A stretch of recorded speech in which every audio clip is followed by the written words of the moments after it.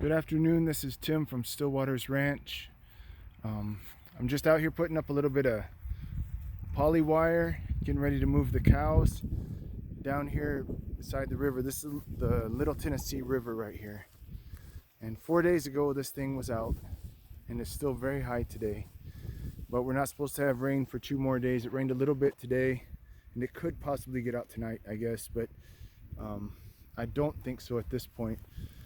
But I'm just letting you see. I don't know if you can tell, but there's some wire over here that's just full of weeds and debris from when the river was up, and that's high tensile wire.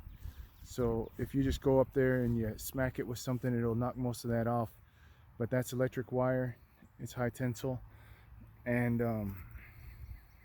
we'll be running the cows. I'll run the cows the length of this section from all the way right up there. There's a wire that goes across, and I'll run the cows in this whole section. I'll run the sheep with them, and that'll give the cows, if the river does get out a little bit tonight or something, then it'll give them a little bit of high ground to get up onto. It's pretty rare that it cover all of this down here, but 4 days ago all of this was underwater. We still got a little bit of standing water here, but as wet as everything is, this is some of my worst ground. And if they're gonna mess something up, I just assume it be ground that's gonna produce less. So I'm gonna run them onto this, and you know, my hope is that the water will get off of here, that they won't mess it up too bad. But they've done a number up on the section that they're in right now, especially around the mineral feeder. They've just made soup up there, and just, I don't know if anything's going to grow there. I might have to seed that back down. But if they're going to be making a mess like that, they can go ahead and mess up ground that's going to produce not very much, instead of up there where they are. That's some of my best grass producing ground, and I need for that to be top notch. So we'll have cows down here, and I'll run them this direction, which is east and west, today, and I'll do the same thing tomorrow right here next to it, and that'll get them up out of this bottom section. And then we'll start running wire north and south across this hill up here, so that we can force them to graze some of this hillside that they don't normally. If you run the wire up and down the hill, the cows will either get up or get down, and they have a tendency to not want to be walking. Who wants to walk straight up a hill? And the cows don't either. But if you run that wire across, then they'll walk across the hill, follow the contour of the hill, and you can get them to graze the entire hillside.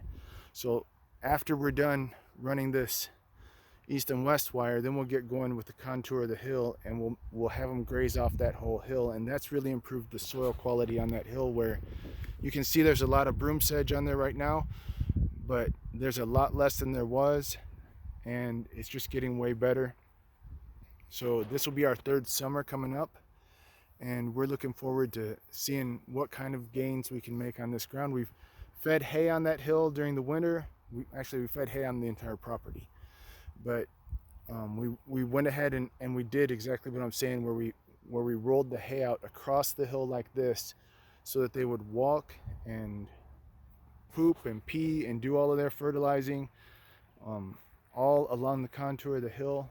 And we're watching it change. It's a gradual change, but we're watching it change. I'll also probably get down in here. You can see all these brambles, these blackberries and roses down in here.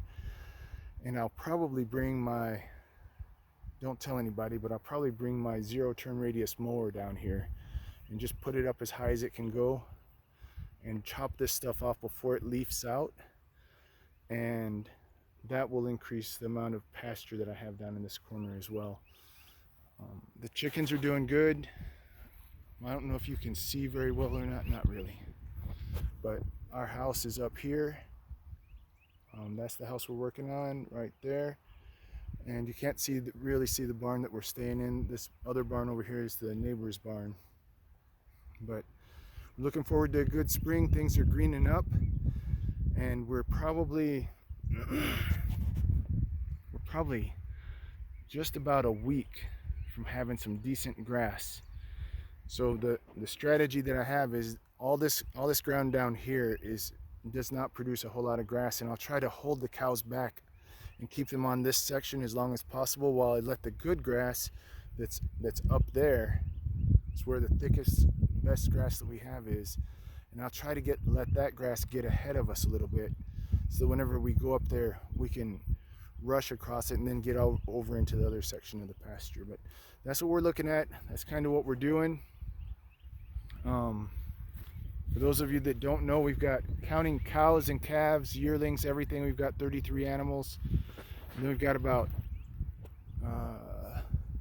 19 sheep and 2 Maremma sheepdogs. So the cows and the sheep will be coming down here, and they're complaining a little bit. They feel like they should be getting more to eat than what they're getting, but they're not. They're looking way better this year after winter than they did last year. Some of that's management. Some of it is that I culled out some animals that were just ugly last year, and I've got a couple more to cull out this year. Maybe 4 or 5 more cows to get rid of, cows and calves. But I'll keep getting out the ones that turn out to be scrawny in the spring, and just keeping the ones that are a little bit able to keep weight on. And that way we'll be selecting for animals who perform well under our management practices. We're not doing anything fancy, but they do get moved every day, and that's the story for today. So have a great one.